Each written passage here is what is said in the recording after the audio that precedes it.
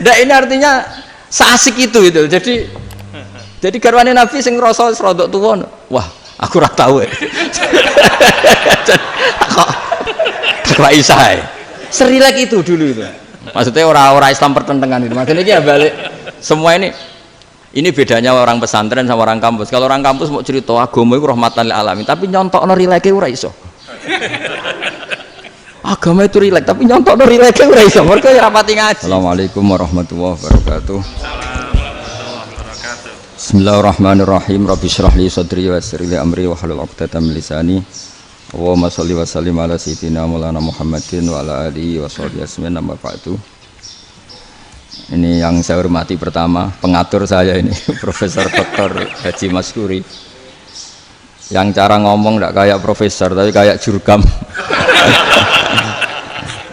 Jadi kalau ciri utama akademisi itu kalau ngomong itu teduh, datar, runtut, sehingga memaksa orang lain itu menerima karena runtutan logika yang terbangun. Ya, kalau ini enggak, pokoknya kasar gitu, pokoknya orang ini agak lazim, agak dalam dunia ilmu. Semua wakil rektor, semua yang hadir yang saya hormati, saya seperti yang dikatakan moderator Bapak Anwar, bahwa memang saya tidak boleh terikat sama yang di belakang ini, karena ini kayak apa ya, ada satu madhab yang anak-anak Unisma semuanya harus tahu, teman-teman di Unisma, menjelaskan itu tidak lebih baik. Jadi karena seakan-akan belum melakukan. Indonesia itu dulu kedatangan Islam itu tidak pernah dipertentangkan antara Islam dan negara, sehingga diskusi itu sudah salah, karena para wali itu tidak pernah mempertentangkan Islam dan keindonesiaan atau kebinekaan. Satu, bahwa para wali itu misinya dakwah, di mana-mana dakwah itu pasti ketemu yang berbeda, mulai beda agama, beda pilihan madhab, beda tradisi, beda kultur. Jadi itu tidak perlu dipertentangkan, tapi malah itu jadi lahan dakwah. Sehingga kita ini kalau diminta diskusi hubungan negara dan agama malah bingung, memangnya kenapa. Itu seperti dulu zaman P4, saya punya kawan di Jogja, teman saya nulis tafsir Profesor Zaini, itu pernah zaman Pak Erto disuruh sosialisasi P4 di Papua. Apa hubungan Pancasila dan UUD 45? Itu orang Papua jawab, hubungannya baik-baik saja Pak. Jadi yang unik itu ketika disuruh baca Pancasila, 1 Pancasila, 2 ketuhanan yang Maha Esa. Akhirnya 6 kan? Kenapa Pancasila jadi 6? Yang unik itu ketika ditanya, ini saya melihat langsung di TV 7 itu, Indonesiaku itu, ada anak-anak kecil ditanya, bendera ini milik siapa? Bendera merah putih itu. Jawabannya apa? Milik sekolahan Pak. Karena memang milik sekolahan. Itu yang tanya itu kaget. Milik sekolahan Pak. Nah, tentang tema ini mohon dibaca ini langsung start ya, langsung serius, karena tadi sudah kayak jurkam tadi, ini yang langsung khas ilmuwan. Ini sebagai penghormatan saya pada Unisma, ini khas keilmuan. Imam Zuhri adalah gurunya Imam Malik. Ya, saya ulang lagi ya, Imam Zuhri adalah gurunya Imam Malik. Halaman 29. Ini langsung start, saya baca halaman 29. Dan ini terutama yang para punggawa-punggawa ini. Saya baca ya. Ini teks tidak ada yang saya rubah, memang persis seperti ini. Bismillahirrahmanirrahim. Yaqulu Zuhri, ini gurunya Imam Malik. Fama futiha fil islami fathun qablahu kana a'zama minhu. Innama kanal qitalu haitsul taqon nasu. Falam makanatil hudnatu wa wadu'atil harbu wa amanan nasu ba'duhum ba'do wal taqaw fatafawadu fil hadits wal munazaah. Falam yaklim ahadun bil islami yaqilu syai'an illa dakhula fihi. Walaqad dakhalataini kasanaten mislu man kana fil islam qabla dzalika au aktsar. Terus ini ngomongnya harus santai, nggak boleh provokatif. Begini, kita tahu dalam perdamaian Hudaybiyah itu poin-poinnya itu semuanya merugikan Islam. Di antaranya adalah jika yang Islam masuk kafir harus dibiarkan karena berarti masuk ke habitat asli. Karena Nabi sebelum jadi Nabi komunitas pokok itu kafir, sehingga kalau Islam masuk kafir kembali ke habitat. Tapi kalau Islam masuk kafir, kafir masuk Islam itu harus dikembalikan karena dianggap bid'ah. Maka kalau kamu dituduh bid'ah itu tenang saja dulu, Nabi itu ya dituduh ji'ta bidinin muhdas, kamu datang dengan agama yang baru. Cuma agak diteruskan wa kullu muhdatsatin bid'ah wa kullu bid'atin dalalah. Jadi orang-orang kafir dulu kalau ngomentari Nabi ya ji'ta bidinin muhdas, kamu datang dengan agama yang baru. Nabi nurut. Semua perjanjian yang merugikan Islam itu Nabi nurut. Tapi Nabi hanya minta satu hal, jangan ada perang 10 tahun. Dan orang boleh seminar, boleh diskusi tentang Islam. Ya ini dengerin betul ini. Jadi saya tidak akan provokatif, ini pakai logika. Nanti bisa dipakai disertasi doktor. Tapi saya minta orang boleh diskusi, boleh seminar tentang Islam. Akhirnya saat itu juga ada orang yang masuk Islam. Di depan tulisan itu belum kering istilahnya. Datang ke situ namanya Abu Jandal bin Suhail bin Amr. Itu datang ke Nabi, ya Rasulullah saya ini mau masuk Islam. Kata orang-orang kafir, ini pertama Muhammad, kamu komitmen enggak sama perjanjian? Kalau kamu komitmen harus kamu kembalikan. Nabi bilang, ya Abu Jandal kamu kembali ke mereka, ke habitat mereka, yaitu menjadi kafir, di komunitas kafir maksudnya. Akhirnya nangis. Sayyidina Umar itu mendekati Abu Jandal, kemudian memberi isyarat supaya ngambil pedangnya. Jadi syaratnya wong ini baca ora wis. Maksudnya orang-orang kafir. Tapi Abu Jandal nggak mau. Singkat cerita akhirnya kembali ke komunitas kafir.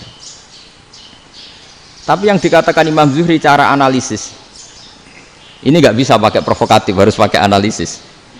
Innama kanal qitalu haitsul taqon nasu. Yang namanya perang itu menjadikan orang tidak berpikir jernih. Ini poin yang diambil oleh Rasulullah. Kalau dibahasakan Nabi curi kesempatan, masuk Nabi dikatakan mencuri, meskipun itu hanya bahasa ya.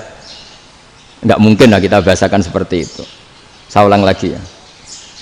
Kenapa ada perang berkesinambungan sampai tahun ke-8 Hijriah? Mulai tahun kedua ada perang Badar sampai tahun 8 Hijriah itu perang terus.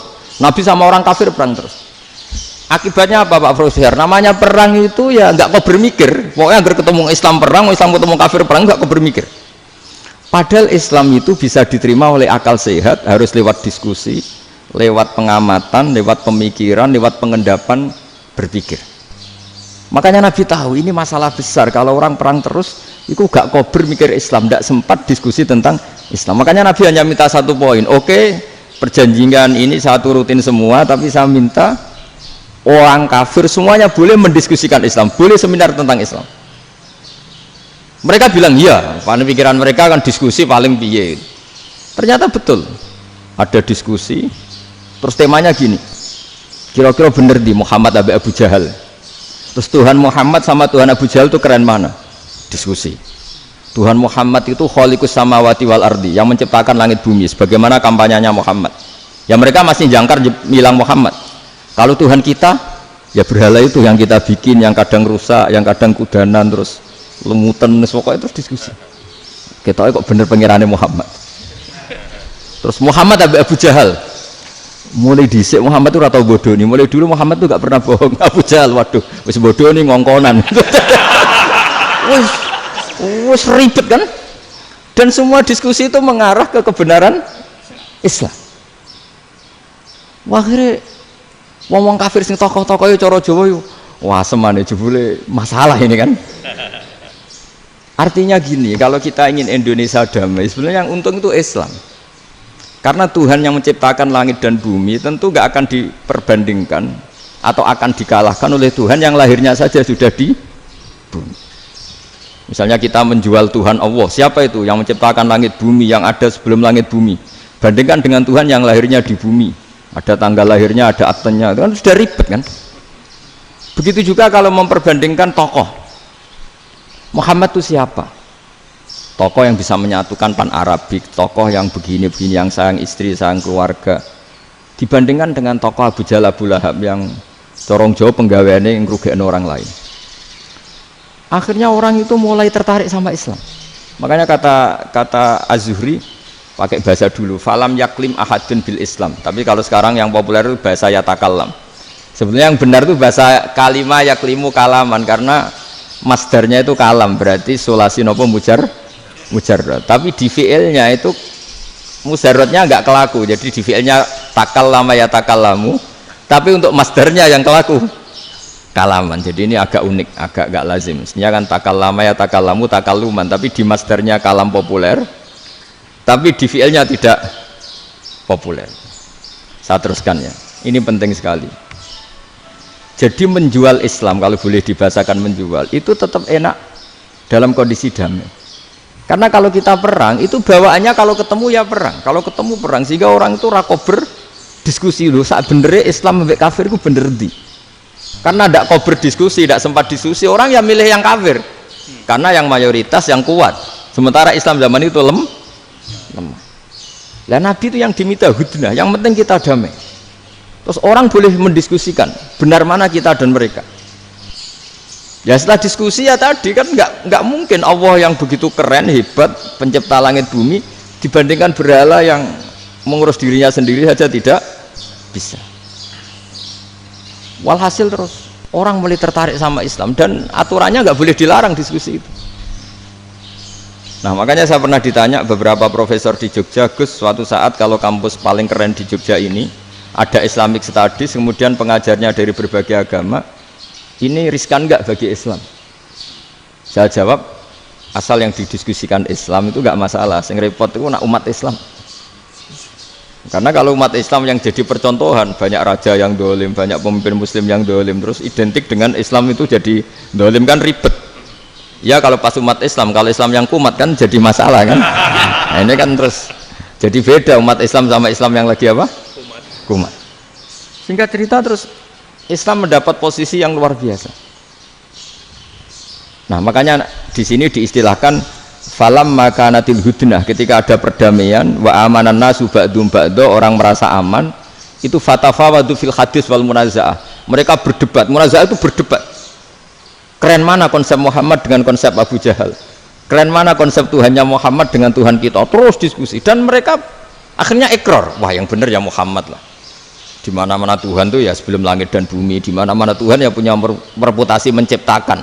Masa Tuhan reputasinya diciptakan, kayak berhala dan sebagainya. Ibadah juga gitu. Ibadah wong kafir itu kalau tawaf itu telanjang, ibadah Muhammad santun pakai pakaian. Terus akhirnya mereka mulai tertarik Islam. Sehingga saya lihat di beberapa tafsir, saya memang tidak akan ngomong yang tidak serius, ngergani Unisma ben sawangane pemikir serius. Di Quran itu sampai lihat di tafsir Tobari itu ada ayat bal naqzifu bil haqqi 'alal batil fayadmaghuhu fa idza huwa zahid. Qadzafa itu kalau di kamus tak lihat itu takallama bila dalilin. Qadzafa itu yes pokoknya sekenanya. Artinya gini, kebenaran Islam atau kebenaran hak itu kamu taruh sekenanya saja itu tetap menang. Apalagi kamu taruh secara teratur, kamu taruh sekenanya saja itu tetap menang. Sehingga di sini banyak sahabat yang hidup di Cina. Sekarang juga banyak orang alim yang milih hidup di Amerika, banyak orang alim yang milih hidup di Inggris. Dan mereka pede, percaya diri karena kebenaran itu kamu letakkan di mana saja, itu tetap akan menang, akan menemukan momentum kemenangannya. Misalnya gini, contoh paling gampang. Dulu para peneliti, seorang lagi dulu para peneliti itu ya datang kemana-mana, termasuk Ibnu Battuta, termasuk Ibnu Khaldun, ya semua peneliti itu suka neliti.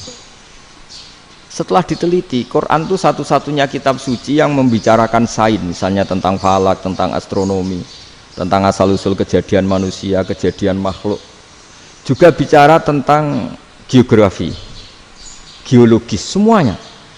Sementara kitab lain hanya cerita tentang mawaid wal hikam wal ibar.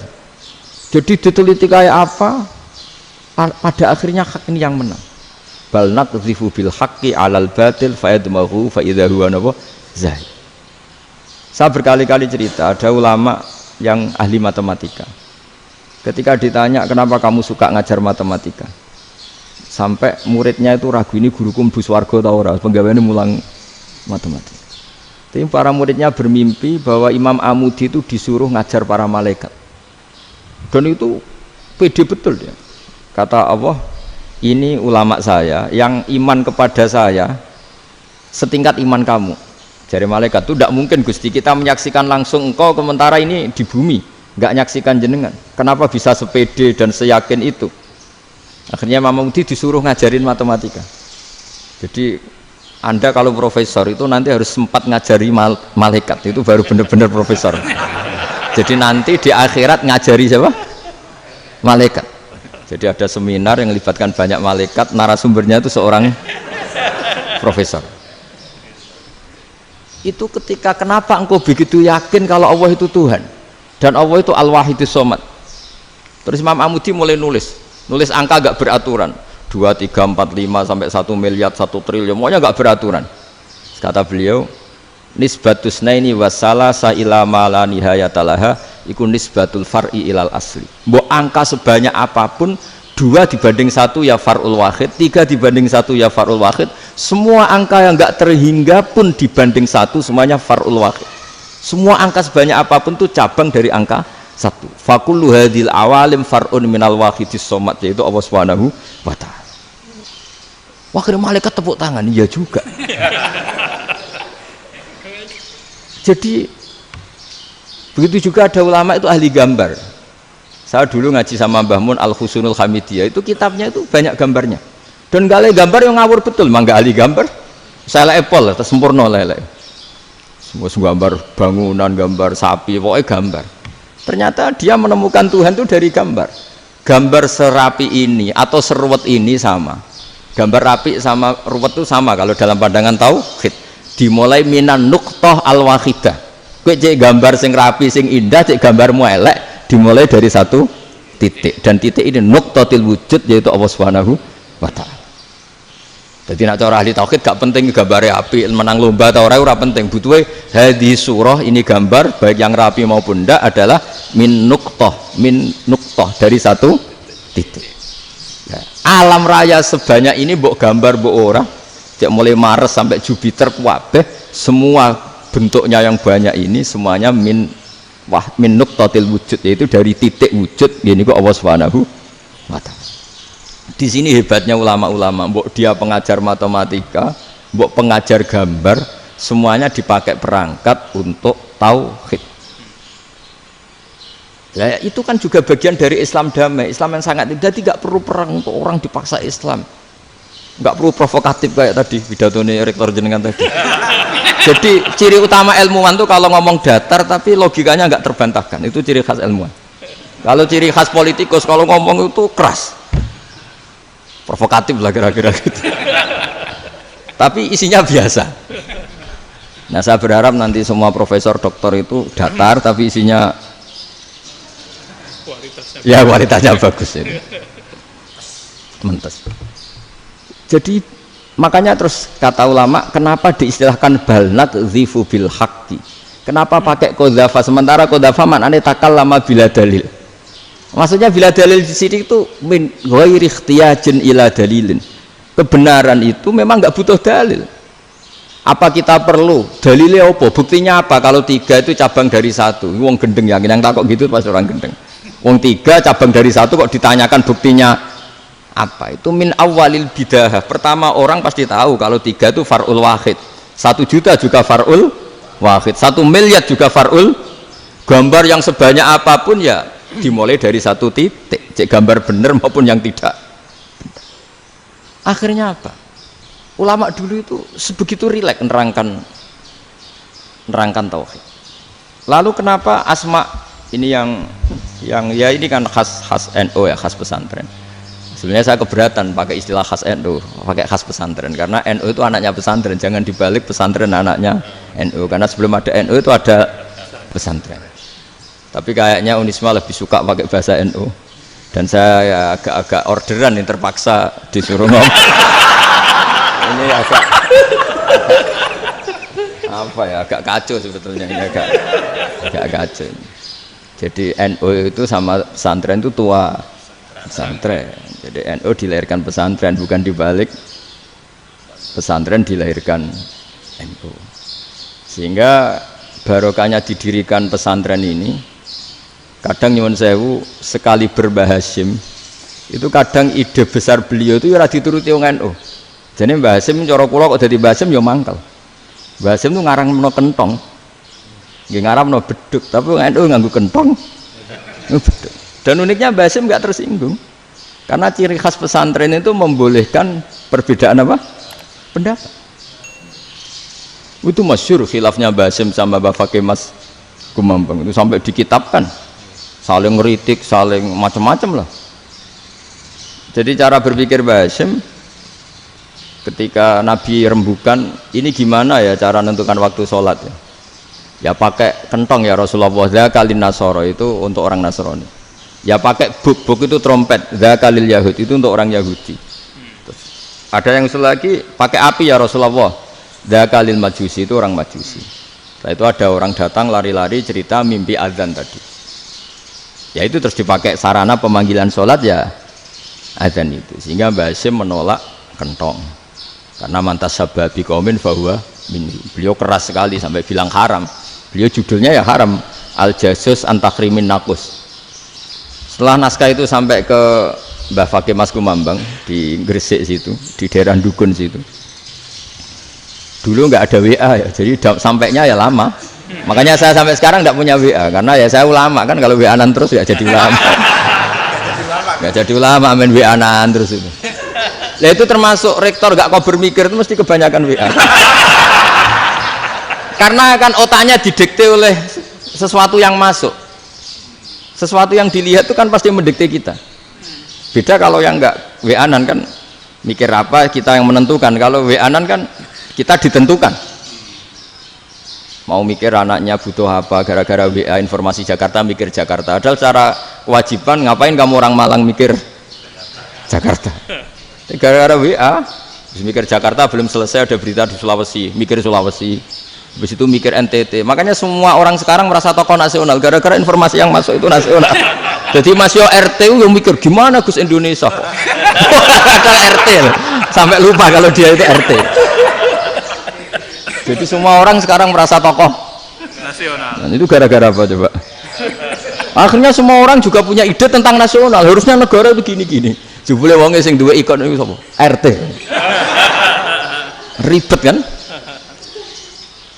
Saya teruskan. Setelah naskah itu sampai ke Kiai Fakih Mas Kumambang. Beliau itu marah besar. Ini harus dilawan dan saya bukan karena benci Mbah Hasyim. Beliau teman saya ketika ngaji Kiai Mahfud di Mekah. Jadi Mbah Fakih dan Kiai Hasyim itu teman ketika ngaji di Mekah. Terus cara ngelawan tuh lucu. Lucu. Gak ilmiah tapi gak ilmiah wong alim tetap ilmiah. Di mana-mana serupa itu tidak sama. Ya kalau mungkin zaman Nabi di Madinah itu zaman itu kentong itu identik dengan milik Nasrani. Di Indonesia beda. Pos kampling ya kentong, kebakaran ya kentong, wae sarapan orang di LP ya pakai kentong. Jadi tidak ada jaminan kalau kentongan itu identik dengan Nasrani. Lalu haramnya di mana? Yang di mana-mana tasabuh itu identik. Ini tidak identik. Mulai masalah kan? Mulai masalah. Jadi beliau gaya judul Hazruus. Hazruus itu kepala bergeleng-geleng. Sekarangan kok ngene. Jadi sekarangan kok provokatif gitu. Nah. Dan itu Mbah Hasyim ya hormat Mbah Fakih hormat Mbah Hasyim. Saya sendiri secara pribadi itu lebih suka pendapat Mbah Hasyim sebetulnya. Karena bagi saya sholat itu sakral, ya sudahlah kalau sakral ya dipanggil dengan sesuatu yang sakral yaitu kalimat thayyibah azan. Tapi saya tidak akan bilang kalau kentongan itu haram. Karena kalau haram alasannya mirip orang Nasrani. Sementara pos kampling ya pakai kentong, ada banjir ya kentong, ada kebakaran ya kentong. Jadi tidak identik untuk misa atau untuk sholat ala Nasrani. Tapi itu dulu ya rileks saja, dua beliau itu ya saling menghormati padahal saling kritik. Dan dulu ulama yang beda madhab itu ya saling menghormati. Imam Syafi'i itu kalau sholat di kawasan Masjid Abi Hanifah ya tidak kunut. Ketika ditanya kenapa kamu tidak kunut, sementara engkau berpendapat kunut itu sunat, ikroman di hadal madhab, saya sangat menghormati madhab. Imam Ahmad bin Hanbal itu berpendapat kalau orang pakai bekam, pakai iftisot atau hijamah itu batal sholatnya. Sementara Imam Syafi'i mengatakan tidak batal apa sholatnya atau wudunya tidak batal. Tapi Imam Ahmad itu ditanya, apa kamu makmum Syafi'i? Bagaimana mungkin saya tidak makmum sama wali kutub seperti Imam Syafi'i? Padahal menurut keyakinan Imam Ahmad ini sholatnya batal, ini habis iftijam udah wudu, tapi tetap saja beliau, karena perbedaan pendapat di furu' itu lazim. Ya orang boleh berdebat lah. Ketika Unisma datangkan saya, itu saking senengnya kiai, apa saking sombongnya sampai ngatur kiai, kan nggak pernah bisa diperdebatkan. Itu kan orang boleh debat kan? Itu saking angkuhnya apa saking senengnya, kan nggak jelas kan? Kan dan orang boleh setuju pendapat saya, yaitu ngatur kiai itu haram. Setuju juga Pak Rektor, ekspresi mahabbah itu ya macam-macam. Dulu sahabat ya gitu, sahabat itu ada yang nggak kenal wajahnya Nabi sama sekali sampai akhir hayatnya. Ketika ditanya, loh kamu itu sahabat kok nggak tahu wajahnya Nabi?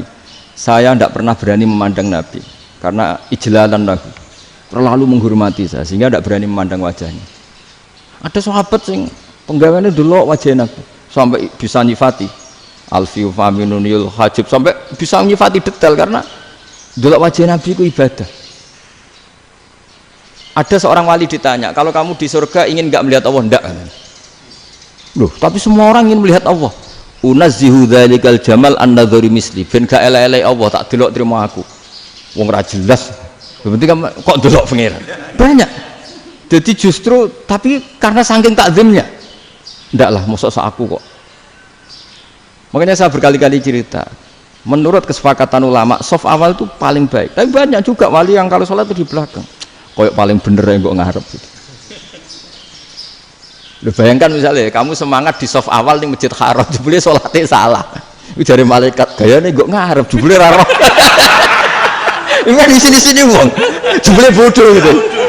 Gayane kok ngarep jebule. Coba orang kalau sowan Mbah Mun yang berani di depan itu kan ya ketuanya atau jubirnya kan. Yang merasa ndak pati pinter-pinter kan mesti di pojokan. Artinya sudut pandang seperti itu ya sah saja, apa? Sah saja. Makanya banyak sahabat yang jarang sowan Nabi, alasannya takut ganggu Nabi. Banyak yang sering sowan Nabi, alasannya seneng Nabi. Yang sowan ya seneng Nabi, yang nggak sowan alasannya seneng. Lu Nabi itu tokoh, punya keluarga, punya anak. Kalau saya sering sowan berarti sering ganggu. Yang sering sowan dia alasan ini khazanah kita harus istifadah. Jadi zaman dulu dia biasa dua sahabat, yang satu milih mahabbah itu milih sering sowan, yang satu juga mahabbah milih tidak sering. Karena pertanyaannya bisa dibalik kan, sering sowan apa sering ganggu coba. Nabi Abedar, assalamualaikum. Nabi nimang cucunya, assalamualaikum. Ayo bener yang sowan apa bener yang enggak kalau seperti itu. Akhirnya terus diatur sedemikian rupa oleh Quran. Walau annahum sabaru hatta takhruja ilaihim lakana khairal lahum. Jadi sahabat kalau mau sowan Nabi ya nunggu di sufah. Kalau Nabi keluar berarti milik publik, sekali masuk ke dalam tidak ada berapa yang berani sowan. La tadkhulu buyutan nabi illa ayyudzana lakum. Kalau soal sampai masuk dalam harus nunggu dipanggil. Karena sekali Nabi masuk dalam itu milik privat keluarga, milik istrinya, milik cucunya, milik keluarganya. Dan Nabi sekali keluar ke ruang itu berarti milik publik. Itu terus jalan tengah. Karena kalau langsung masuk, bayangkan saya itu sering menyaksikan.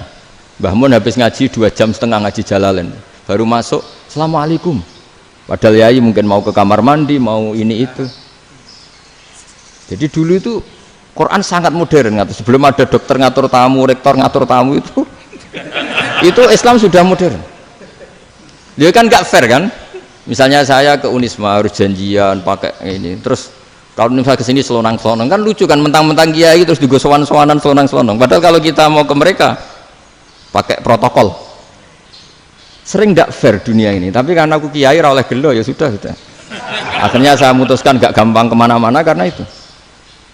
Saya sering didatangi ajudannya menteri, Gus mau ada tamu dari Jakarta tanggal ini mesti saya bilang, mereka milih tanggal yang mereka kosong, kok ndak mikir apa itu kosong, tak jawab ndak lah sebelum diatur bahasanya dan tawaduknya gitu.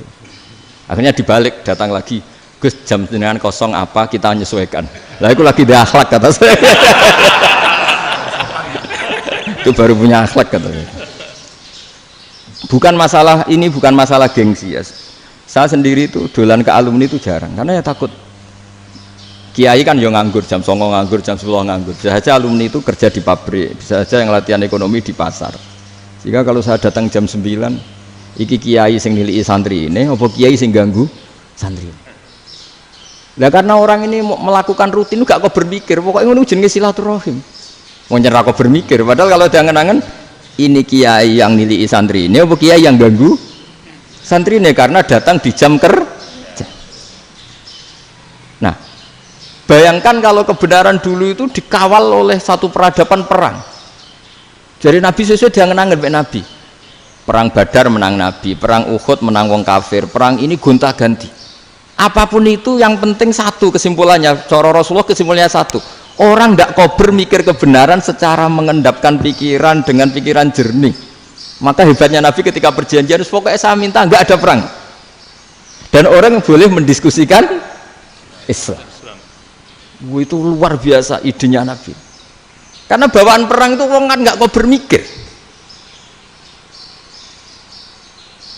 Ibarat seorang misalnya seneng satu perempuan, ketemu rivalnya langsung perang kan nggak mikir. Tapi kalau kau bermikir, dia ngenangen cawe wedok iku ora seneng aku. Untungnya apa untuk wong ayu ora seneng, malah mau loro hati. Terus sudahlah, buruan dialihkan kemana kan gitu.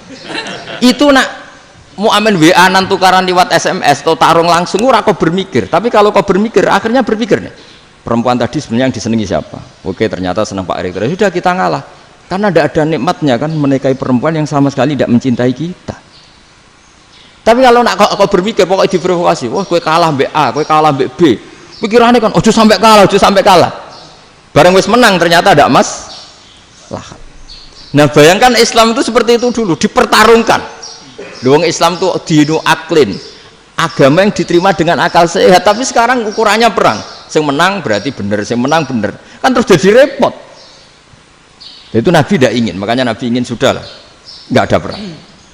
Nah, makanya kata Imam Zuhri, fathul Islam terbaik adalah orang boleh diskusi tentang Islam dan tidak ada perang. Lagi-lagi penting, tidak perang itu penting, silmun itu penting, perdamaian itu. Setelah tidak ada perang, akhirnya fatafawadu fil hadis wal munaza'ah, orang boleh diskusi apa saja, termasuk boleh adu polemik. Konsep satu Tuhan dan Tuhan banyak diperdebatkan. Akhirnya Nabi secara rileks bisa menjelaskan. Muhammad, urusan kita banyak. Kalau Tuhannya satu tidak cukup, Tuhan harus banyak untuk menyelesaikan berbagai urusan. Ada Tuhan bagi rektorat, bagi ya, macam-macam kan. Ada Tuhan untuk ngurusi utang, ngurusi BPKB, macam-macam. Terus kata Rasulullah, enak saja Nabi jawabnya. Ya kalau kamu punya majikan banyak, perintahnya beda-beda, kamu mangkel enggak, bingung enggak? Ya susah mat. Kalau majikannya banyak, perintahnya beda-beda, kita jadi repot. Senang mana? Senang majikan satu. Ya sudah, Tuhanmu itu majikan kamu. Kalau Tuhannya banyak, perintahnya macam-macam, kamu yang repot. Akhirnya sudah mat, Tuhannya satu aja. Ya, itu ya barokahnya diskusi tadi, barokahnya enggak perang. Daraballahu mathalan rajulan fihi syuraka'u mutasyakisuna wa rajulan salamal lirajul hal yastawiyani masalah. Terus alhamdulillah. Jadi orang yang paling kafir pun saat itu taslim. Nah, ini kembali ke kalimat la ilaha illallah. Saya tidak perlu provokatif, pasti teori saya itu benar. Bukan saya bilang benar itu karena sombong, enggak. Ini sesuai teks. Misalnya begini, benar enggak kelompok takfiri yang suka ngafirkan orang lain? Itu pasti tidak benar. Logikanya gampang. Orang yang kafir 70 tahun saja dengan melafadzkan la ilaha illallah menjadi muslim. Masa dengan kalimat yang sama yang muslim menjadi kafir? Itu logikanya kan enggak ketemu. Orang kafir 70 tahun untuk menjadi muslim disuruh baca apa? La ilaha illallah. Tapi gara-gara baca la ilaha illallah nyekel patok jadi kafir.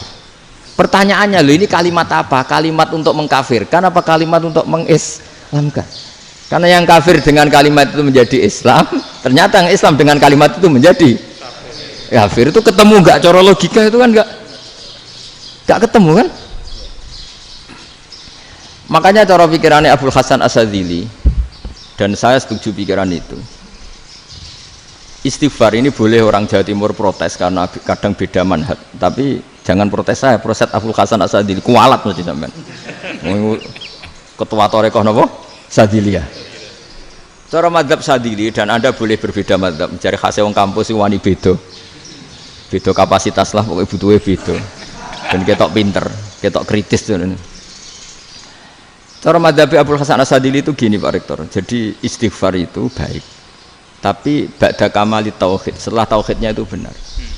Alasan beliau masuk akal. Ketika ada ayat fa'alam annahu la ilaha illallah wastaghfir li dzambik. Bihadil kalimah. Jadi orang boleh istighfar itu setelah tauhidnya benar. Alasannya Abul Hasan Asyadzili begini. Qulil ladzina kafaru iyantahu yughfar lahum ma qad salaf. Katakan kepada mereka yang kafir, sekali mereka tidak kafir, maka otomatis dosanya masa lalu diampuni. Pertanyaannya, yang bisa menghentikan kekafiran itu kalimat apa? La ilaha illallah. Dengan hanya melafadzkan la ilaha illallah Muhammadur Rasulullah, langsung yughfar lahum ma qad salaf, langsung dosanya diampuni. Berarti yang menjadi pengampun dosa lah, penyebab pengampunan itu apa? La ilaha illallah. Itu bahkan orang kafir belum istighfar. Di ayat itu kan Allah gak mensyaratkan setelah la ilaha illallah istighfar baru diampuni, enggak. Asal la ilaha illallah langsung yughfar lahum ma qad salaf. Saya ulang lagi ya, jelas ya. Jadi kulil ladzina kafaru iyantahu yughfar lahum ma qad. Nah, sekarang iyantahu, mereka berhenti dari kafirnya. Syaratnya pakai apa? La ilaha illallah Muhammadur, itu langsung yughfar lahum ma qad. Artinya apa? Ghufranullah itu bisa didapat hanya dengan mujarrodut tauhid, yaitu hanya dengan melafadzkan kalimah thayyibah. Dan sahnya istighfar juga berdasar kalimah thayyibah itu. Misalnya gini, orang kafir sebelum Islam melafadzkan astaghfirullah, astaghfirullah, astaghfirullah, kira-kira diterima enggak? Enggak kan? Karena syaratnya istighfar ba'dat tauhid. Nah, makanya dalam madzhab Sadzili istighfar itu setelah la ilaha illallah. Karena cara pandang ya seperti itu. Jadi fa'alam annahu la ilaha illallah wastaghfir li dzambi. Jadi dengan kebenaran tauhid saja ini sudah cukup, kita insya Allah layak diampuni. Karena innallaha la yaghfiru ayyusyraka bihi wa yaghfiru ma duna dzalika liman yasha. Jadi orang yang tauhidnya benar itu bisa diampuni Allah asal tauhidnya benar. Itu Allah ngendikan liman yasha wa yaghfiru ma duna dzalika liman yasha. Dawe Imam Suyuti walam yakun liman yastaghfir. Jadi orang yang bertauhid secara benar meskipun gak sempat istighfar itu tetap potensi diampuni. Karena bawaan tauhid itu sudah menjadi layak diampuni. Kayak orang kafir sekali ngelafadzkan kalimat tauhid mbok gak istighfar langsung diampuni. Nah, karena melihat seperti itu terus orang berlomba-lomba memperbanyak jumlah ngelafadzkan la ilaha illallah. Jadi kita yang alim, kita semua, saya tidak bilang saya, kita termasuk yang di pinggir-pinggir saya ngaku alim orang masalah lah sobat. Kita semua yang alim-alim itu tahu bahwa la ilaha illallah itu super, sudah bawaannya tauhid, juga punya kelayakan diampuni. Nah, kemudian nasib kita agak sial, malah kalimah ini dituduh bid'ah, dituduh khurafat. Mergo Nabi nggak pernah tahlilan, Nabi nggak pernah. Nabi gak pernah tahlilan, kalau diartikan Nabi ratau maca la ilaha illallah nek gak kalimah itu. Nah, ini provokatif ini. Jadi ini sudahlah keanehan-keanehan ini kita terima karena ciri utama wali, ciri utama ulama itu wa'udhu fisabili, harus pernah disakiti. Jadi kalau Unisma sakit karo dituduh apa? Dituduh bid'ah itu berarti belum calon ulama. Calon ulama itu wa'udhu fisabili, harus disakiti. Jadi kalau kamu disalahpahami itu ya harus santai. Provokatif tadi. Iya, termasuk provokatif tadi. Termasuk diatur tadi. Jadi kalau cara berpikir kan, karena mereka itu memang kalau kita turutin itu memenya itu terlalu, kadang menghujat kita itu. Enak ya jadi KNO, ada orang mati datang, kiainya dapat makan, dapat rokok, terus pulang. Jadi apa? Terus kita kayak tersangka terus. Kita kan kayak tersangka terus, tertuduh terus itu. Terus yang orang NU ya memenya juga nggak kalah ekstrimnya. Boleh ya ajaran orang nggak boleh ngasih kiai gitu. Berarti boleh dong ajaran kikir gitu. Jadi memang kadang apa ya, cangkem elek lah bahasa kasarnya itu. Itu memang kadang lebih mengenakan kalau kita datang ke acara mayat kan dapat makan, dapat minum. Kalau yang sohibul bed rokok ya dapat rokok. Kalau kiainya dapat wajib, kadang 20.000, kadang 50.000. Terus memenya itu kok setega itu ya, ada orang meninggal kok malah kita makan-makan. Seakan-akan kan kultur ini biadab kan gitu. Tapi yang orang NU kebalikan bales. Oh ternyata nggak boleh ya mayat disodakoi, ternyata nggak boleh ya orang dermawan. Berarti Islam membolehkan medit ya gitu. Yang model ini kan, tangan-tangan itu luwih mandi timbang takbir ya kan. Karena ini kan memicu emosi kan, memicu apa? Emosi. Nah, tapi saya kalau disuruh bela mana itu tidak ada yang saya bela. Ya seorang sudah lah, kalau mau nganggur saja sudah itu. Ya tapi itu memang apa ya, itu khazanah Islam, ada yang kritik ada yang enggak ya, itu memang khazanah ya, biasa aja kalau saya biasa aja. Karena dulu ulama itu sudut pandangnya itu ya seperti itu. Ada yang ulama suka ibadah itu sholat, ada yang milih apa tidur. Sampai Imam Ghazali bilang suatu saat ibadah terbaik di zaman akhir itu tidur kan. Sholat saja kalah sama tidur kan. Tapi itu loh ya, yang wajib tetap loh, terus kamu gak sholat wajib. Begini beliau mencontohkan itu.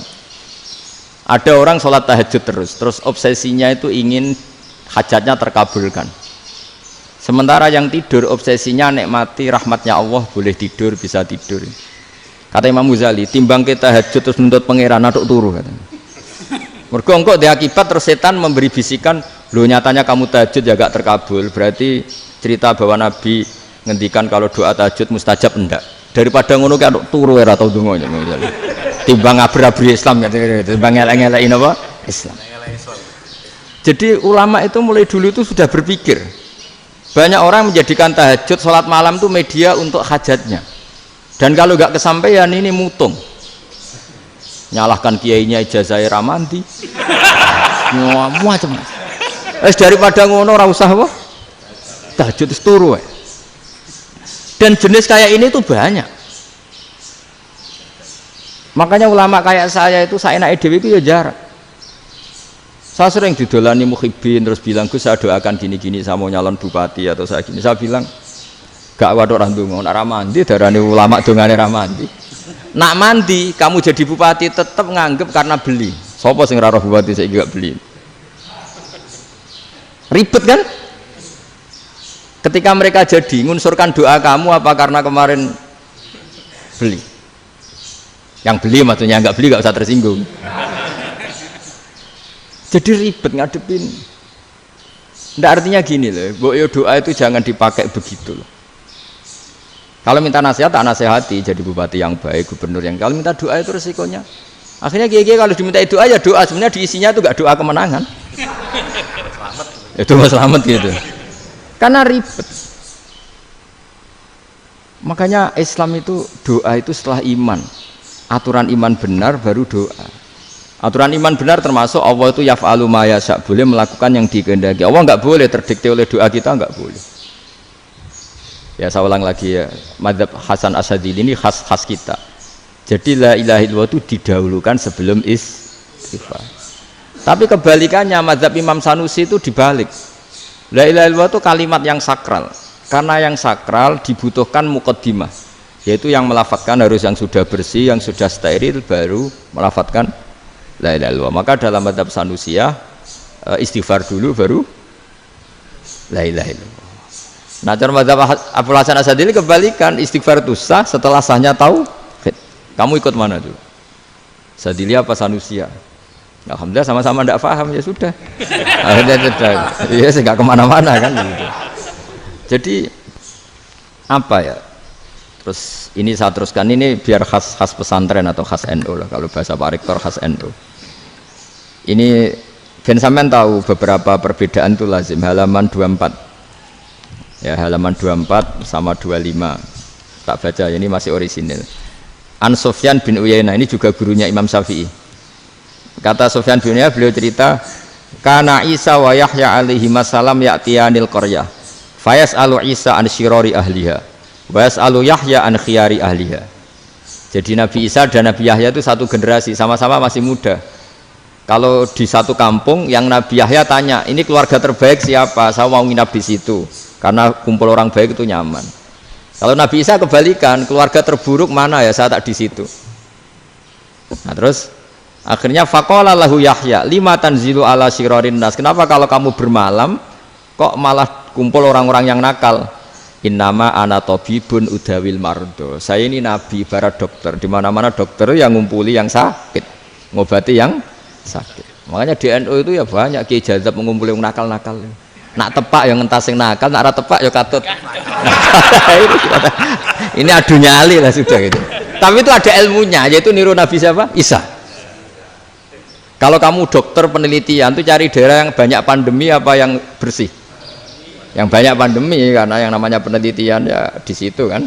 Kalau kamu dakwah ngentas kemiskinan, ke daerah miskin apa daerah kaya? Nah, sama kalau ngentas kefasikan, ke daerah fasik apa daerah orang soleh? Fasik. Ya, tapi itu Nabi Isa. Nah, kalau kamu tidak Nabi kan potensinya kan itu.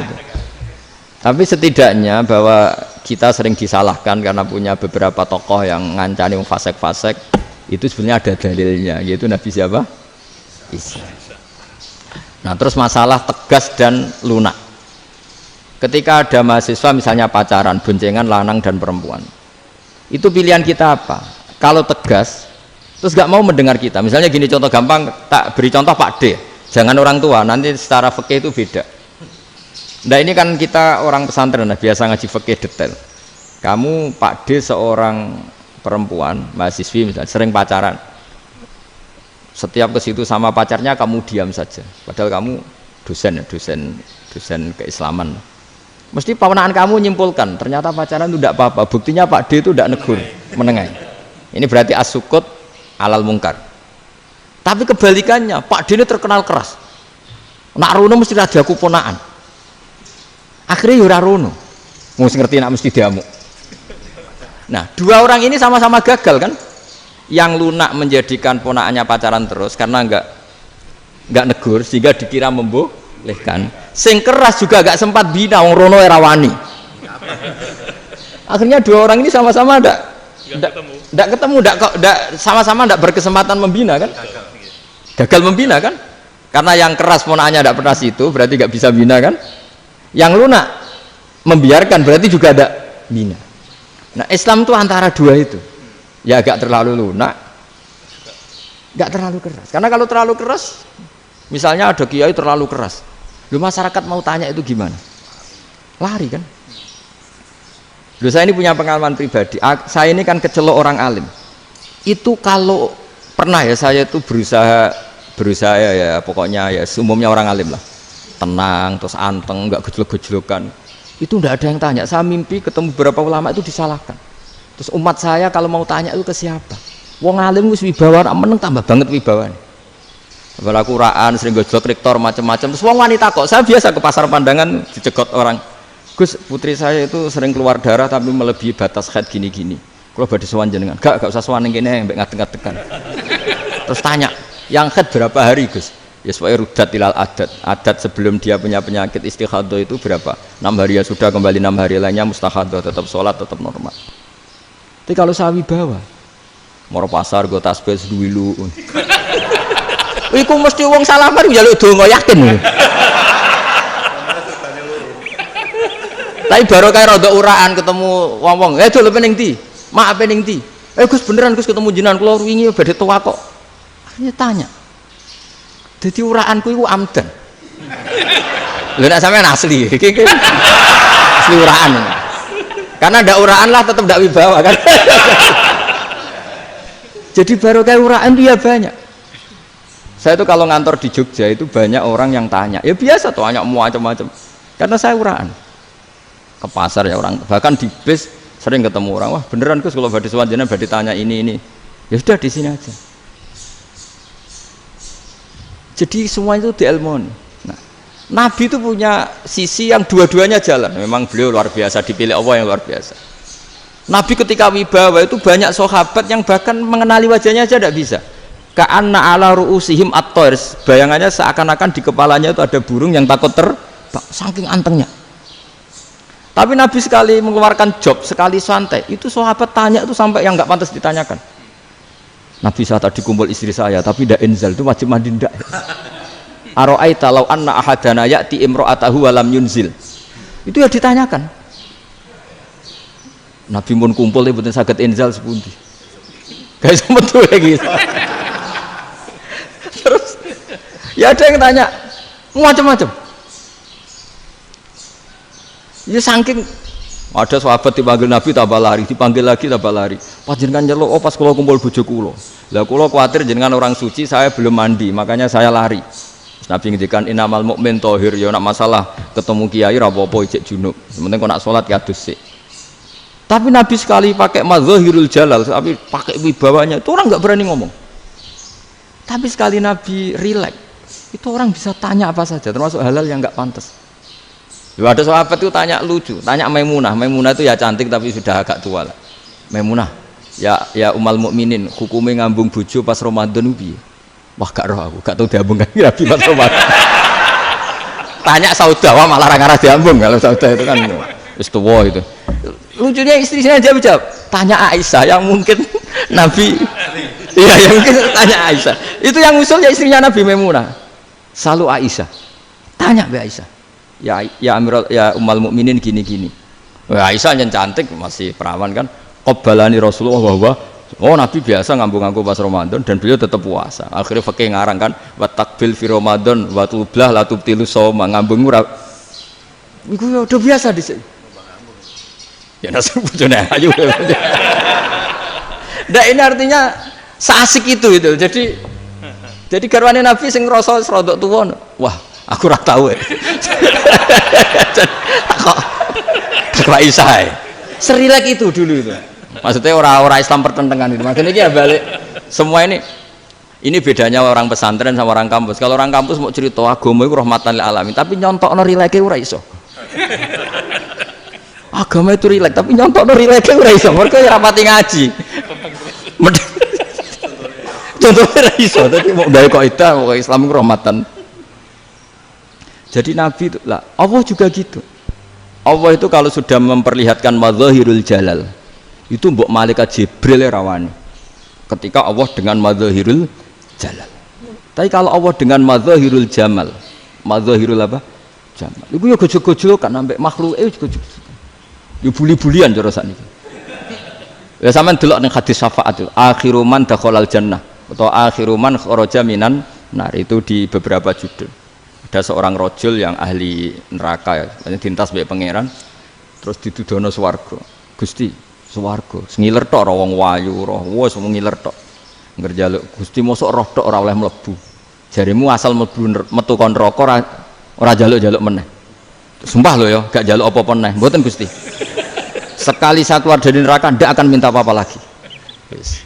Wallahi, wallahi. La as'alu ghairaha. Mesti ghaira khoslah, ghaira tilkal khoslah. Ya niku pokoke selain keluar dari neraka saya ndak akan minta lagi. Didono swarga wong do kelon seru wibet kan. Sing bojone elek kan dendam dadi ning swarga iku. Swarga iku wis macam-macam. Gusti mosok roh tok ora oleh mlebu. Jarine janji ra njaluk meneh. Akhire ya wis didelokno neraka. Jadi pangeran jawabe gampang, didelokno neraka. Roh neraka begitu menyakitkan, begitu ngeri. Sudah Gusti saya tidak minta surga, sementing nggak masuk neraka. Rabbana srif anna adzaba jahannam. Setelah lama itu dihadapno swarga njuk mlebu swarga, terus dihadapno neraka. Akhirnya ya sudah. Saiki mlebu swarga gak apa-apa. Iku jawabe lucu. Atas taziubi jenengan ngenyek kula. Wong karuan ra ahli swarga kok mlebu swarga. Terus akhirnya mlebu swarga, kan mlebu swarga tamanna, sangen-angen sing mbok jaluk apa? Barang angen-angen yang indah-indah, laka wa asratu amsal. Ya iku tak turuti wa asratu amsalih lan lipatan ke-10. Jawabe wong lanang ya lucu. Atas taziubi wa anta rabbul alamin. Jenengan pangeran kok ngenyekan. Maksudnya wis karuan aku ora pantes. Terus jare pangeran, la astaziubika walakinni alama asya'u qadir. Aku gak ngenyek kowe, pancen aku pangeran. Nuruti kowe iku iso. Jadi Allah sendiri ketika dengan madzahirul jamal Itu malaikat ya ono sing wani bantah. Masyhur itu kan malaikat sing bantah pangeran ataj alufia mayufsidu fiha wa yasfikut. Karena Allah dengan madzahirul jamal. Yang paling masyhur Nabi Musa. Nabi Musa itu ketika Nabi Mi'raj.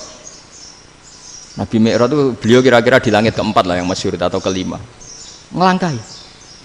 Nabi Musa nangis, ya Rabbi ini apa-apaan? Orang sing ja'a ba'di kemudian melangkai makom saya ini apa-apaan? Jadi Nabi Muhammad kan apapun hebatnya kan junior. Kok melangkai makom saya ini apa-apaan? Enggak fair. Sampai Nabi Muhammad itu tanya gini sama Jibril. Reaksi Allah gimana ketika melihat Musa seperti itu? Jawab malaikat Jibril lucu. Ya rohidatahu, Allah sapal gayane Musa. Biar. Jadi lucu. Ya dibiarin aja sama Allah. Tapi yang jenenge Nabi Musa itu kekasihnya Allah, tetap berkah bagi kita. Betul. Ketika setelah Mi'raj diwajibkan sholat 50, gentena Nabi Musa kelihatan nabinya. Sebenarnya Nabi Musa itu sebetulnya loh, gak nguntungkan kita sebetulnya. Tapi yang nguntungkan, sebenarnya tidak niat nguntungkan kita, tapi nguntungkan. Nabi Ibrahim kan di langit ke-6, keren lah. Konti jong ketemu Allah ngeten-ngeten kan sholat seket. Karena Nabi Ibrahim terkenal Nabi baik, tidak bantah. Bareng Nabi Musa. Kenapa diceluk pangeran? Kula kan salat ping 50. Inna ummataka la tutiku dalik. Wah, gak kuat umatmu. Serai-rai gak umatmu ora ngarah kuat 50 rokaat. Tapi sebenarnya Nabi Musa itu niatnya bukan membela kita. Fa inna ummati la umatku sing gagah-gagah ra iso meneh umat. Berarti sebetulnya itu masih pakai gengsinya gitu. Wes ngono-ngono lah sementing kita untung.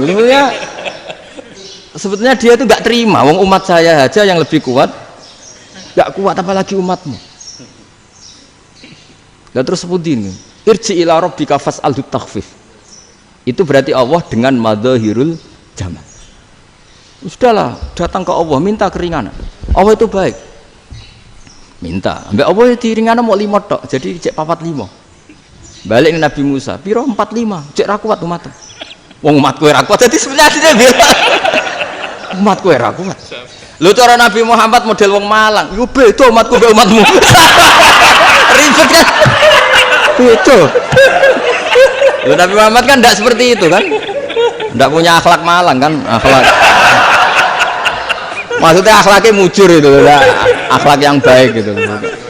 Ya akhlak yang mujur, bukan yang Malang gitu. Jadi Nabi ya manut. Tinggal 40 kan, dikurangi lagi 35 sampai 9 kali kan, masyhur itu. Ya kan kalau dikurangi 55 kan berarti turun naik kan 9 kali. Itu setelah 5 itu Nabi Musa aja usul, masih ragu. Itu cara Nabi munggah nentek. Ini entek ya. Terus iya doa tuntas betul. Bisa bebas. Terus munggah ado-ado lha opo? Ngapain itu? Akhirnya Nabi Muhammad sudah sampun ya kalimah Allah, saya ini malu sama Allah Musa. Sudah 9 kali dan diturutin terus. Jadi Allah kalau dengan madzahirul jamal itu Nabi Musa biasa nego sama Allah. Tapi ketika Allah dengan madzahirul jalal itu Nabi Musa enggak berani. Yaitu di hadisus syafa'ah. Hadisus syafa'ah ketika manusia datang ke Nabi Adam, ya'tuna Adam. Ya Adam anta abul basar ngene isfa'li ana inda rabbik. Kamu saya minta mensafaati kita. Nabi Musa, Nabi Adam inna rabbi qad ghadibal yawma ghadaban lam yaghdab qablahu mislah wa la yaghdab ba'dahu mislah. Ini Allah sedang murka besar dan tidak akan murka seperti ini lagi. Sudah saya tidak berani, nafsi. Nabi Ibrahim enggak, termasuk Nabi Musa ketika itu ya enggak berani. Karena Allah dengan madzahirul jalal. Itu Nabi Musa enggak berani. Sudah saya sendiri itu pernah salah. Yaitu saya membunuh seseorang yang enggak disuruh oleh Allah membunuh itu. Yang pas jotosi orang Kipti. Akhirnya datang ke Nabi Muhammad. Pas ke Nabi Muhammad, Allah dengan madzahirul jamal. Dengan madzahirul jamal sampai Kanjeng Nabi ngendikan analah saya akan memintakan syafaat kalian. Terus fa ahmadu rabbi bima hamida allamaniha rabbi. Saya muji Allah dengan pujian-pujian yang orang lain tidak tahu, hanya saya yang diajari, kata Rasulullah. Nah di sini menurut banyak ulama termasuk kitab yang saya baca, kenapa Muhammad sebagian namanya Ahmadu. Itu dari af'al tafdil, fa Muhammadun ahmadu min ghairihi. Muhammad Rasulullah itu kalau muji Allah di atas cara mujinya nabi yang lain. Jadi ahmadu bukan dari fi'il mudhari' lil mutakallim tapi dari af'al apa? Tafdil. Fa Muhammadun ahmadu min ghairihi. Bahwa Kanjeng Nabi Muhammad sallallahu alaihi wasallam itu cara mujinya Allah di atas pujian para nabi. Makanya di sini Sayyid Ali Zainal Abidin kalau muji hamdal hamidin wa fauqa hamdil hamidin. Jadi pujian saya ini di atas rata-rata cara mereka apa? Memuji. Yaitu sirinya apa? Nabi itu tahu bahwa akhirat itu tidak bisa batasi Allah. Kamu tidak bisa nyemprit Allah. Allah, ini akhirat loh. Amal sudah ada manfaat. Ingat itu. Tidak bisa seperti itu. Allah itu nggak bisa tunduk sama konstitusi yang bernama akhirat. Artinya Allah meskipun di akhirat tetap duwe hak yaf'alu ma yasa atau yaf'alu ma yurid. Nggak bisa kamu terus wah ini akhirat amal ra iso dikirim wong mati, amal ra iso dikirim. Ya pangeran kok mbok atur.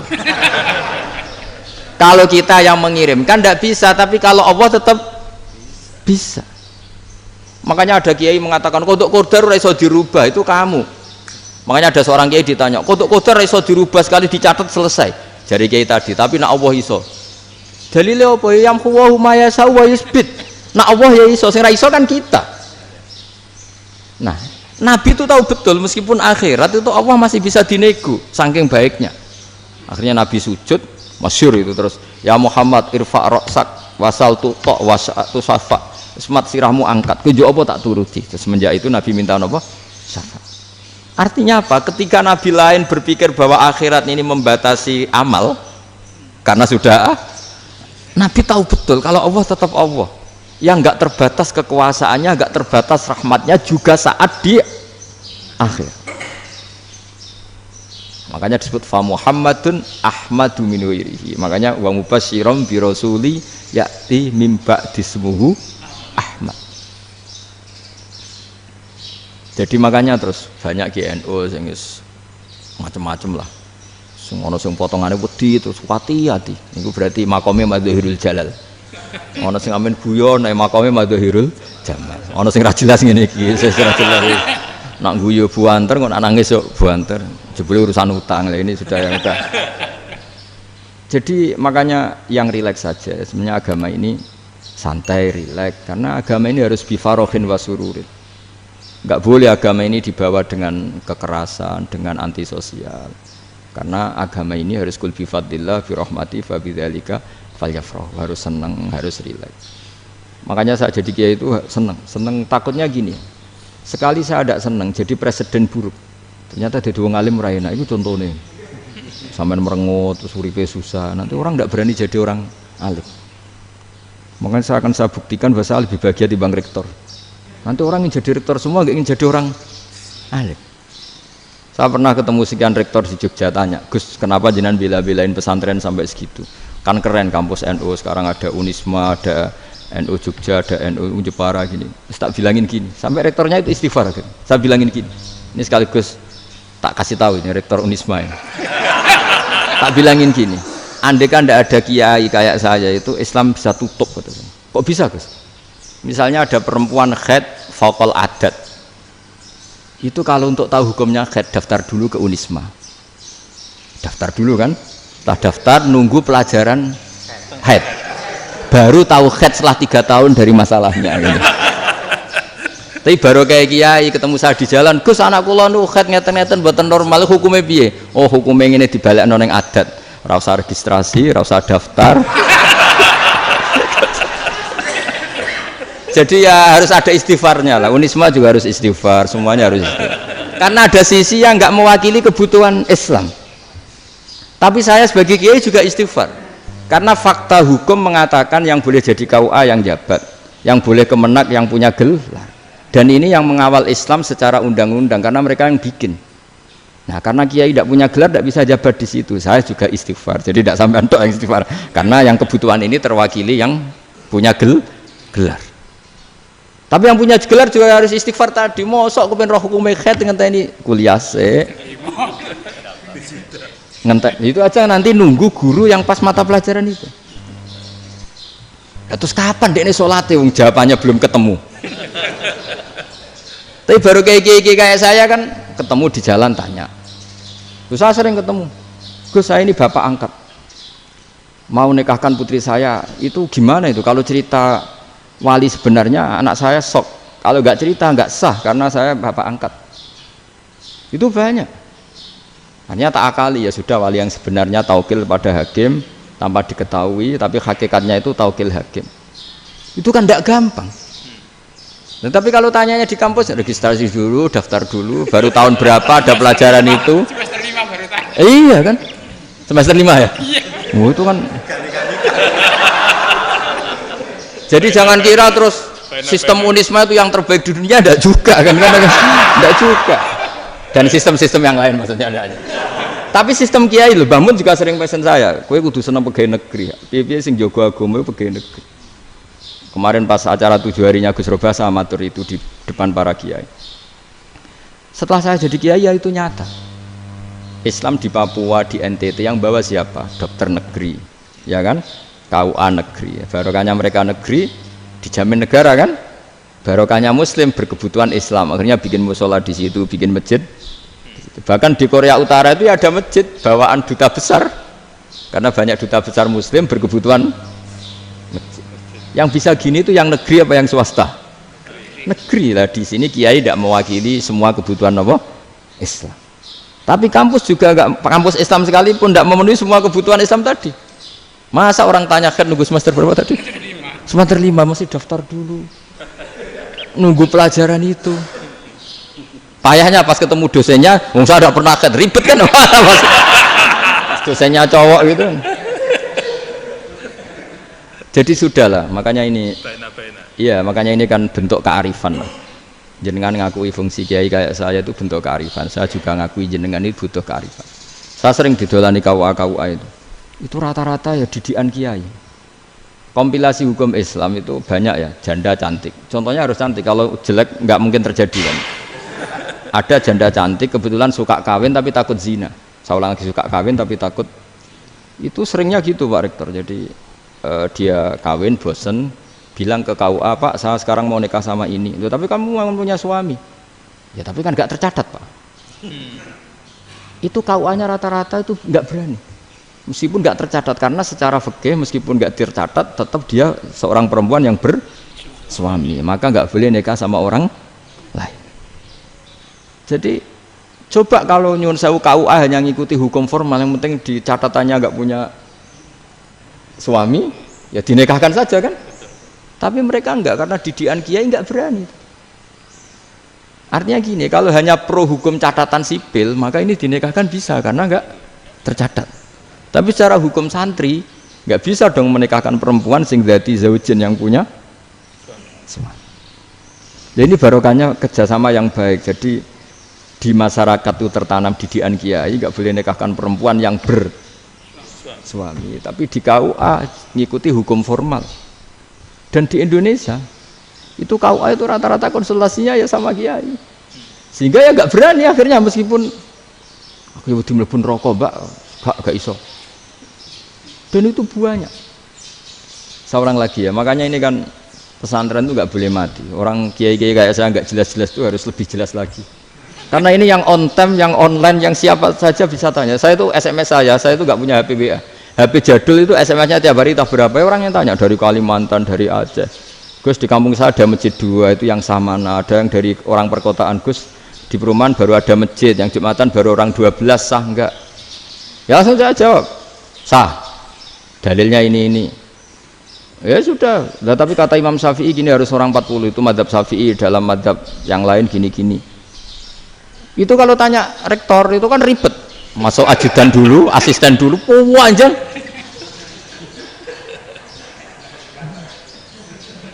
Wah itu kan ribet kan. Manggil dosen dekan VAI dipanggil, dekan VAI nggak mau langsung jawab, cari dosen yang nekuni itu. Usul fikih saya nekuni itu baru seminar, nunggu dulu Mbak, ini orangnya baru. Panjang ya. Bisa tutup Islam kalau kesuwen. Coba kalau tanya kiai kan enggak, ketemu di jalan. Dulu Mbah Zubair kata Mbah Mun, saya termasuk santri yang diapresiasi Mbah Mun. Dhisik Mbah Zubair yang ngono, anak nong takok pesowan gak oleh. Gak takok ning kene ae. Saya biasa ditanya orang ngadeg-adegan. Ya alhamdulillah ilmunya cukup, kalau nggak cukup ya kok sih. Jadi sebetulnya orang sopan itu ya agak-agak ada yang ditutupi sebetulnya. Mboten prayogi teng dalan nginjang mawon matur. Sebetulnya ya sebenarnya memang ilmunya agak cukup gitu. Tapi itu sebenarnya secara fikih itu haram, menunda itu haram. Yo haram tuh, coba bayangkan ya, kalau tanyanya sekarang, Gus saya ini sudah keluar darah 1 bulan penuh, padahal normalnya hanya 6 hari. Saya nanti sholat enggak? Kalau nginjang mawon dugi kula, berarti kan hari ini belum ada keputusan. Sholat apa enggak kan? Tapi karena modus tadi, boten prayogi nggih ngendikan ngoten teng dalan nginjang tegen kula. Itu kemungkinannya 2, sopan atau goblok, itu saja. Kayaknya kalau sopan enggak lah. Kayaknya enggak lah kata saya. Karena secara fikih itu jelas haram. Bagaimana mungkin sesuatu yang harus dipraktekkan nanti duhur dijawab besok, berarti duhur, asar sampai subuh belum ada jawaban, berarti enggak ada sholat kan? Makanya dibutuhkan orang-orang alim yang kultural seperti ini, dan NU menghormati kultural. Tapi Mbah Mun juga sangat menghormati Islam formal, karena tadi produk-produk formal itu bisa dilembagakan oleh negara, dan itu kita ikut untung gitu. Makanya Mbah Mun kalau punya tamu KUA, punya tamu polisi sampai pejabat itu, kenapa saya contohkan KUA? Supaya jangan kira seperti pendapat orang-orang hasud, wah ya mesti aja disolani presiden seneng, menteri seneng. Enggak juga, sebenarnya semua kiai itu mulai KUA sampai polisi, polsek, polres itu seneng semua, karena sama-sama diajak mengawal bangsa ini, diajak mengayomi semua masyarakat. Tapi kadang-kadang masyarakat ngeritiknya, jenenge kiai disolani menteri ya seneng presiden, padahal yang sowan kiai itu ya mulai KUA, Kapolsek, kepala desa, RT, mudin. Itu mudin kalau tanya ya lucu-lucu. Gus kalau nate nyembelih pitik kemanian, pitike go gedhe men. Akhirnya wis ngerti nak kemanian langsung tak sebelah meneh, terusane ku sah ta ora. Ribet. Ya tak jawab, lah pitike pas iku jek urip to ora? Terus urip Gus, wis sah cara mazhab Malik kerja urip. Karena itu ada perdebatan antara mazhab Malik dan mazhab Syafi'i. Nah, cara Imam Syafi'i itu agak ketat. Hewan yang punya kehidupan sudah mutharibah, misalnya ayam jago, contohnya harus jago, karena kalau ayam kecil diikhlaskan haram. Jadi yang cilik wae kan gitu. Fikih itu ya, fikihnya orang Indonesia itu pecundang. Kalau ayam kecil gak ditanyakan, mate ra wis. Kalau jago ditabrak truk kejet-kejet. Andai kan nggak disembelih pun mesti mati. Itu cara mazhab Syafi'i itu haram. Karena penyembelihan ini tidak menjadi penyebab kematian, tapi memang karena kecelakaan tadi. Tapi cara mazhab Imam Malik enggak.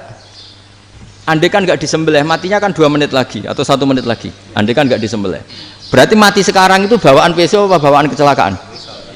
Ya sudah halal gitu caranya. Nah akhirnya ya saya bilang ya sudahlah, kita semuanya mati.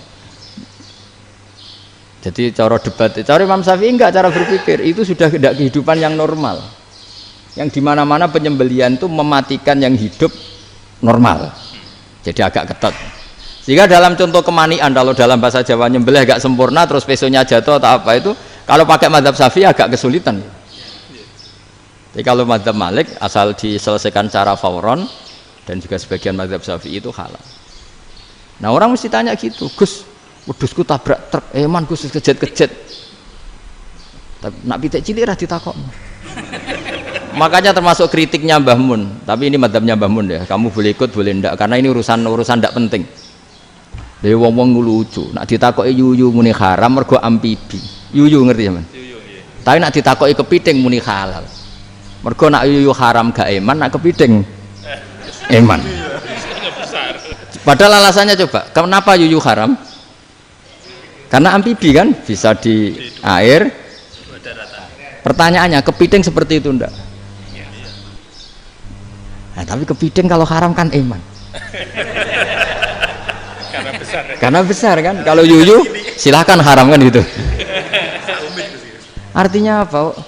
Fikih kita ini agak-agak pecundang gitu, agak-agak pertimbangan. Iya, ini lucu kan? Kualitatif. Coba alasannya yuyu haram karena apa? Amfibi kan? Hidup 2 alam. Pertanyaannya, kepiting seperti itu enggak? Iya. Kenapa Kalau orang tanya, yuyu haram apa halal? Rata-rata jawab haram. Tapi kalau kepiting mulai khilaf. Duh, mestinya kan sama kan? Nah itu. Karena unsur imannya. Iya tadi. Saya juga sering melihat tonggo-tonggo itu. Ayam cuwilik sama ini ketabrak truk, nggak ada yang tanya. Tapi saya pernah jalan-jalan di Naruan sini. Ono jago ketabrak, sing duwe langsung marani kula pas saya naik motor. Gus ini halal apa haram? Nak langsung kula sebelah halal apa haram? Wis kanggo kowe halal ya halal. Karena saya tahu tak jawab haram mesti kecewa itu. Aduh. Akhirnya kiai ini beratnya kan. Ya akhirnya ya saya setelah itu Fatihah Imam Syafi'i ngapunten umat kula tuh ora siap madzhab jenengan tuh ndak siap. Iya kan akhirnya pakai madzhabnya Imam Malik tadi. Ya tak Fatihah Imam Syafi'i ini mboten niat nglawan jenengan. Tapi ngobati tiang eman. Pergubite besar itu. Jadi ini kan ceritanya itu makanya yang rileks saja lah bahwa Islam ini yang rileks, yang menyenangkan karena ya agama ini harus menyenangkan. Raditu billahi robba. Raditu itu seneng banget, ridho itu puas. Nggak boleh beragama pertuntungan terus emosinan ya marem atau dia itu marem jadi yang nyaman ya saya kira demikian. Assalamualaikum warahmatullahi wabarakatuh. Pelajari Pak pon alhamdulillah. Satu aja yang di sini benar. Oh satu aja nggih damel syarat jadi mungkin ada satu pertanyaan aja satu saja bukan keluhan ini mumpung Gus Bak pada Madhohirul Jamal. Iya, Madhohirul Jamal. Sebentar lagi sudah Madhohirul Jalal. Jadi gak kena ditakoni. Monggo setunggal mawon. Ya Pak. Niki ambil. Nggih. Ampun dawa-dawa terus Gus. Ya jagal-jagal ya. Assalamualaikum warahmatullahi wabarakatuh. Saya Fadil, alumni Unisma yang kuliahnya paling lama. Masih di jalanan. Gus, pertama saya muhibin jenengan ngikuti 3 tahun terakhir sepertinya ketika Mbah Hasyim Asy'ari hadir di tahun 1900-an sampai mendirikan itu kok suasananya sama seperti Gus Baha hadir di tengah-tengah situasi genting Indonesia ini. Saya kira yang memunculkan nama Gus Baha di banyak media online yang saya amati itu malah awalnya dari kelompok bukan kita gitu. Dan itu kami melihat bahwa apakah nanti 1926 dan 2026 satu abad NU, saya kok termasuk orang yang punya apa ya semacam harapan gitu Gus Baha bisa ya mungkin kalau beliau Mbah Hasyim Rais Akbar sekarang Rais Am nanti ada istilah barulah tengah-tengah antara Rais Am dan Rais Akbar. Karena setiap satu abad harus ada mujadid dan kami berharap kamu aja tak angkat. Itu yang pertama artinya mohon maaf Gus. Yang kedua soal saya termasuk orang yang cukup iskal dengan peristiwa Nabi kalau banyak disebutkan itu kisah Nabi Khidir atau Khodir yang dari 3 cerita itu hanya satu cerita yang saya masih agak bingung soal di situ anak kecil itu pakai kalimat kalau di Al-Quran itu pakai kotala, jadi pakai anak kecil itu dibunuh seperti itu. Jadi ada istilah yang apakah memang saat itu ada syariat yang membolehkan atau memang ada sesuatu yang secara dari Allah Subhanahu wa taala memang itu dibolehkan untuk Nabi Khidir. Jadi di antara semua cerita itu saya yang agak iskal yang itu. Kalau yang kisah soal membocorkan itu mungkin masih bisa masuk ya, tetapi apakah sudah ada ilmu psikologi yang sangat tinggi sehingga kalau ada anak-anak yang idiot itu atau apapun istilahnya yang sekarang itu boleh dilakukan tindakan begitu gitu. Nah ini saya lebih provokatif dari Pak Rektor biasanya.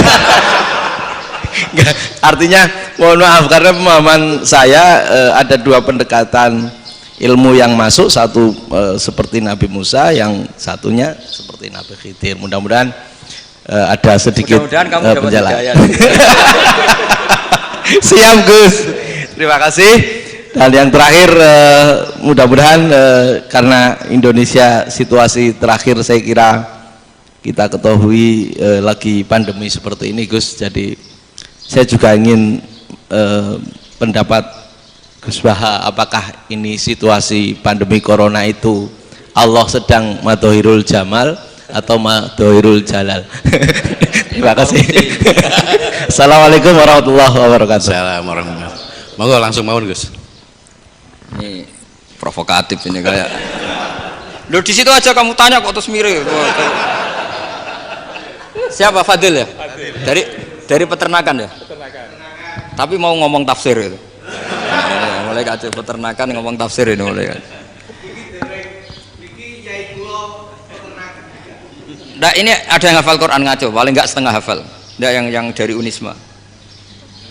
Enggak begini, ayat itu kan ditutup wama fa'altuhu an amri, ya saya maknani wama fa'altu lan orang nglakoni ingsun hu ing kabeh sing kasebut an amri mergo kepinginanku ingsun. Jadi saya melakukan itu semua bukan karep saya sendiri. Jadi Khadir sendiri itu kamu untung enggak nekuni tafsir. Kalau nekuni tafsir yang kamu soal bukan Nabi Khidir, karena Nabi Khidir itu hanya satu orang. Yang kamu soal harusnya Israel.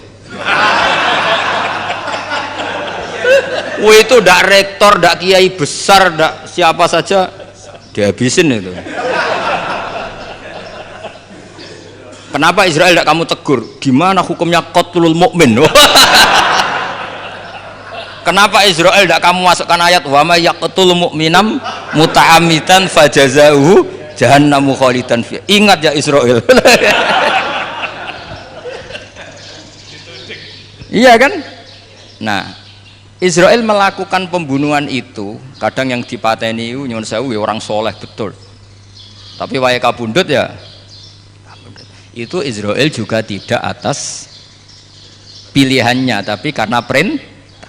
Nah, Khadir itu bukan nabi syariat, kira-kira mirip kayak Israel. Karena beliau bukan nabi syariat. Jadi ini agak aneh, ini kan orang nekuni tafsir kayak saya sampai berjilid-jilid kitab. Saya kemarin mata saya agak sakit karena saya nangis itu sudah 2 hari. Bukan mikir sampean tapi mikir ilmu ini harus ada yang mempertahankan. Karena apa ya, nekuni ilmu itu kan ribet. Kalau yang nekuni ilmu terus dosen terus rektor itu ya agak ada fasilitasnya. Kalau nekuni ilmu kiai itu naruh keramat kan taqabbalallahu minna minkum taqabbal ya karim. Iya, tapi saya alhamdulillah keramat jadi ya tetap hidup itu terus. Saya ulang lagi ya. Harusnya Mas Fadil itu kalau nekuni itu yang disoal tuh Nabi Khidir. Nabi siapa? Apa malaikat siapa? Israel. Karena itu korbannya lebih banyak. Pertanyaannya, Israel kena enggak oleh aturan ayat wa may yaqtul mu'minam muta'ammidan fajazahu? Kan enggak. Karena semua itu wa ma fa'altuhu an amri. Saya lakukan ini. Mungkin ngaji kamu gak khatam sih mau delok fakotalah itu. Itu Nabi Khidir pasti tersinggung, nggak baca belakangnya itu ya karena jurusan peternakan itu atau salah gurunya yang ngajar. Daripada nyalakan satu orang mendingan 2 ya. Jadi kalau ngaji itu khatam sehingga ngerti ayat itu kan ditutup wa ma fa'altuhu an amri.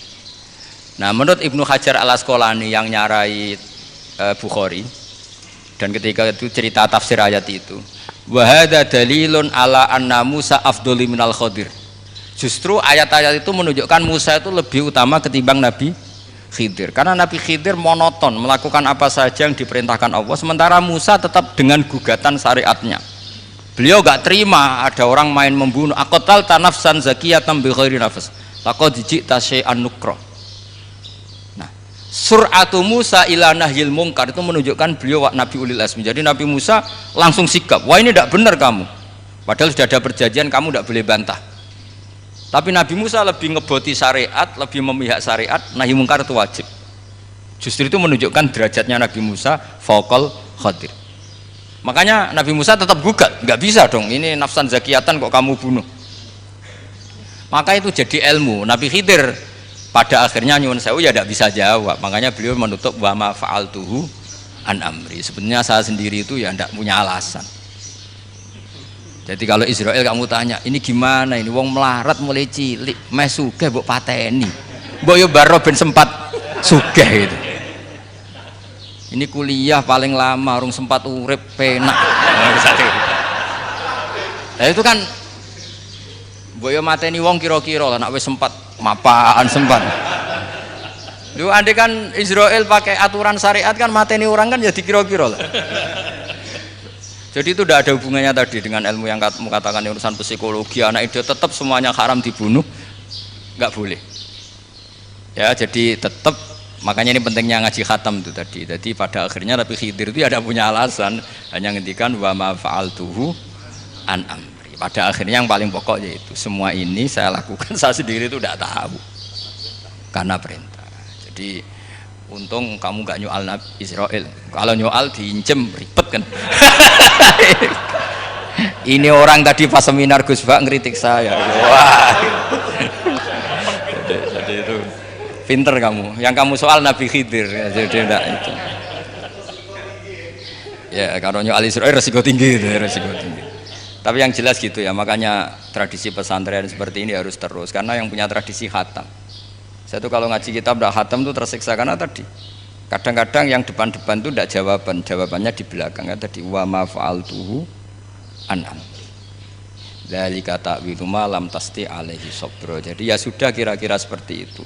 Wajar kamu tidak sabar, wajar kamu tidak itu memang saya sendiri sebenarnya juga paham itu. Jadi ya, cara bahasa Jawa deh wajar saya musakira paham. Jadi aku dhewe ku ya ora paham. Wong aku ya mau nglakoni gitu. Jadi sebetulnya ya sama-sama ada itu kan. Ini wa ma fa'altuhu an amri. Dah ya? Ya,